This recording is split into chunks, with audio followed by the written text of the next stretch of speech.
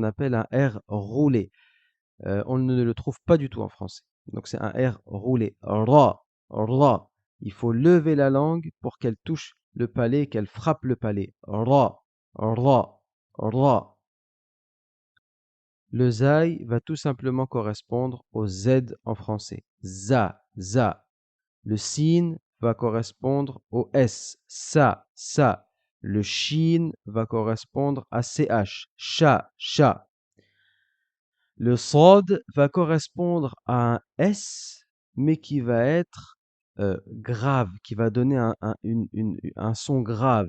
So et pas ça. So, so. Donc il faut jouer sur le côté grave du son et de la voix. Le dod va correspondre à un D qui sera également gros. Il faudra grossir sa voix. Do, do, do. La lettre to va être tout simplement un gros T.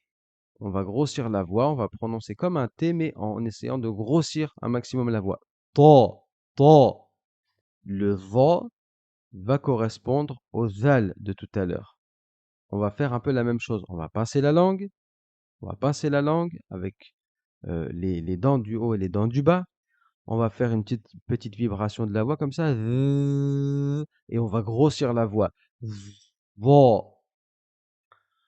Le aïn va être une des lettres les plus compliquées en langue arabe à prononcer. Elle n'aura pas d'équivalent ni en français ni en anglais. On va prononcer a, a. Donc tout se joue dans la gorge. Il ne sert à rien de bouger sa langue, de bouger ses lèvres, de bouger sa bouche. Tout se fait dans la gorge. A, a.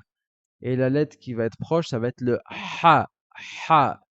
Celui qui arrive à faire le ha, le mouvement est à peu près similaire, c'est dans la gorge que ça se passe. Ensuite, passons au roin. Le roin va être tout simplement la prononciation d'un R classique, comme dans le mot râteau, râteau, ra, ra. Sauf que celle-ci sera grave, donc on va dire ra, ra. Le fa va correspondre tout simplement à un F en français, fa. Le qaf va correspondre à un K en français, un K, d'accord?